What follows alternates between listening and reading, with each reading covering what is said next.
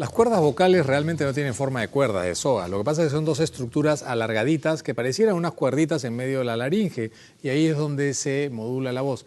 Existe gente que está afónica, ya sea porque tiene una laringitis viral, una infección en las cuerdas vocales de la garganta, pero también hay circunstancias en que las personas son naturalmente afónicas o de pronto, después de haber tenido un buen timbre melodioso de voz como el mío, se quedan totalmente afónicas. De eso vamos a hablar, de las cuerdas vocales y de las laringitis con el doctor Gino Bovero, a quien le damos la bienvenida, otorrinolaringólogo.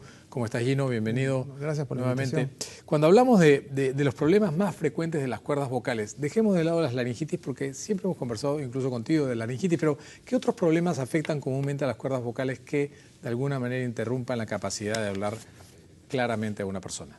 Bueno, aparte de la laringitis, que es de repente lo más frecuente, los trastornos de las cuerdas vocales que causan disfonía, sobre todo de tipo profesional o de mal uso de la voz, ¿no? Profesiones que tienen necesariamente que utilizar la voz por tiempos prolongados, por jornadas de trabajo prolongadas y con mala técnica vocal viene a traer una serie de problemas, ¿no?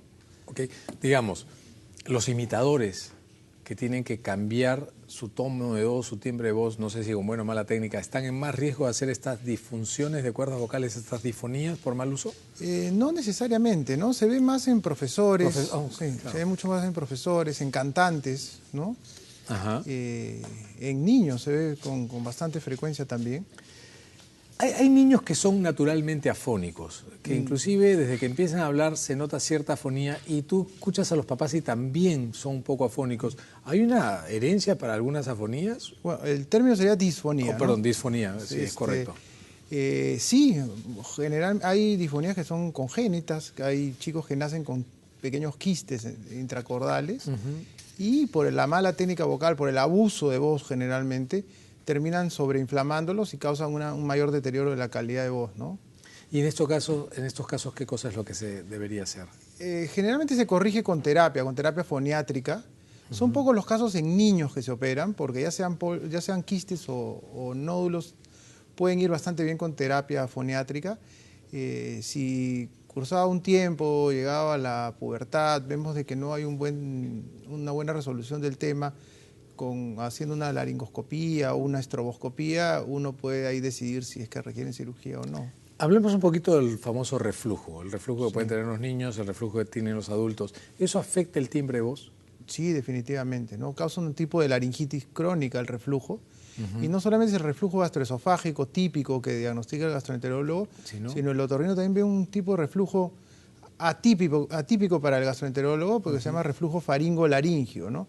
Que no tiene tantos síntomas como el reflujo gastroesofágico, pero que generalmente causa disfonía. ¿Y el tratamiento en estos casos, cuando la laringitis es crónica por este mal uso, por estas disfonías? Hay que eliminar factores de riesgo. ¿Como por ejemplo?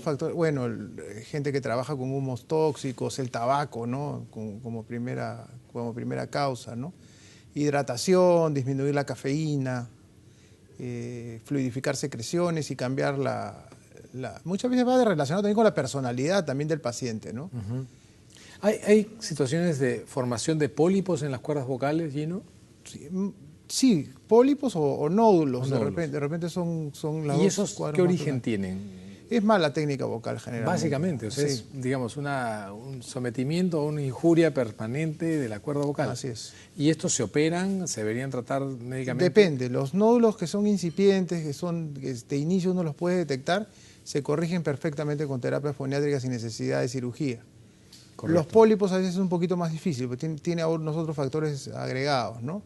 Pero siempre hay que intentar la terapia foniátrica porque al paciente tiene que convencerse que ya sea antes o después de la cirugía la va a tener que hacer de todas maneras. Entonces una pregunta que me viene a la mente de manera así muy ligera. ¿El cáncer de laringe comenzaría con disfonía? ¿Podría comenzar con disfonía? ¿Es la disfonía un síntoma de cáncer laringio? Es la gran ventaja del cáncer de laringe que aparezca con disfonía, porque precozmente se puede detectar. Esa es una gran ventaja, el síntoma, ¿no? Entonces, de alguna manera, el cáncer de laringe se puede diagnosticar precozmente, ¿no? ¿Y es una disfonía de pronto que se instaura en el tiempo o es más o menos súbita? No, es progresiva, es progresiva. ¿Eso significa que las personas con disfonía, Gino, deberían ir al otorrino? Deberían hacerse una laringoscopía, sí. Un placer tenerte en La Buena Vida, Gino. Muchísimas gracias por ayudarnos con esto.